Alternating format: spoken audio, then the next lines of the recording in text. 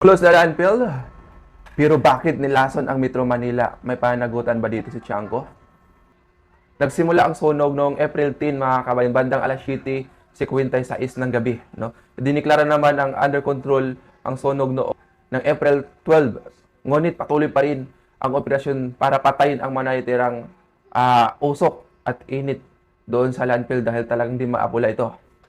Again, mga kabayan, it's me, Rover Adventure Vlog. So, sa mga nakalipas na araw, hindi lingid no, sa kaalaman ng lahat ang malaking sunog sa dating tambakan o landfill sa Nabutas.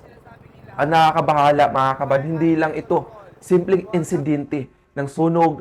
Ang usok mula rito ay kumakalat at ramdam hanggang sa iba't ibang panig ng Metro Manila mula Nabutas hanggang Makati. Ang masakit diyan, mga kabayan, ang sinasabing sarado na ang landfill na ito simula pa noong Agosto ay nakaraang taon. Kung sarado na, mga kabayan, dapat ay ligtas na ito, kontrolado na at may maayos na estado.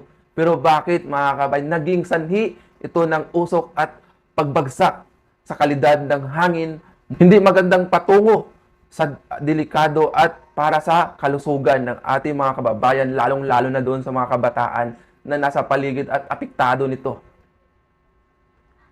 Ayon sa mga ulat, mga kabayan, ang posibilidad no, na iniwan umano ng pribadong operator noong Pebrero nang walang maayos na plano para sa pagsasara at pagrehabilitasyon, ito ay nasa ilalim ng pamamahala ng lokal sa pamahalaan ni na Mayor January Tiangco at Toby Tiangco.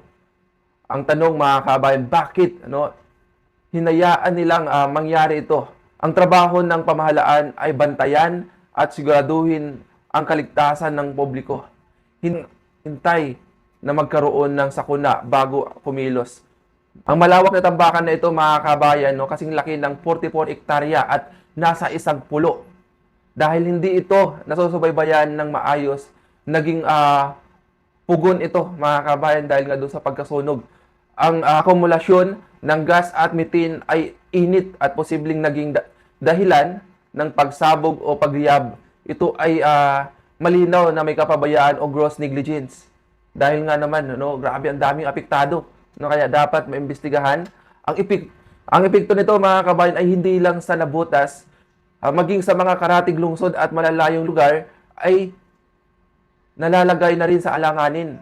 Ang hangin at nilalahap na natin ay puno ng mga kimikal at usok at delikado, mga kababayan, lalo na sa mga kabataan, matatanda at mga buntis. Ito ay direktang paglabag sa karapatan natin ng malinis at ligtas na kapaligiran, mga kababayan. Sa halip na akuin ang responsibilidad, ang ginawa ay isisi na lang sa pribadong kumpanya. Hindi ito sapat. Ang lokal na pamahalaan at ang dapat na nagbabantay ang mas ikinakagalit dito ng marami natin, mga kababayan dyan sa paligid. Habang magulo ang sitwasyon sa sariling lungsod, tila may panahon pa ang mga namumuno na manira ng iba. Kung hindi maayos ang sariling bakuran, wala silang karapatang pumuna ng iba. Hindi na ito simpleng problema ng Nabutas. Ito ay krisis na kinakaharap ng buong Metro Manila, ang kalusugan at kaligtasan na mula milyon-milyong Pilipino ang nakataya. Kaya ang hamon, mga kabayan, kailangan ng malinaw at may paliwanag na pananagutan. Hindi sapat ang mga payo na magsuot lang ng maskara o face mask o manatili sa bahay. Ang dapat ay tiyakin na hindi na mauulit. Mga kababayan, ito ang malinaw na patunay na kapag nagkukulang ang pamumuno, ang taumbayan ang nagdurusa. Yung masabi tungkol dito.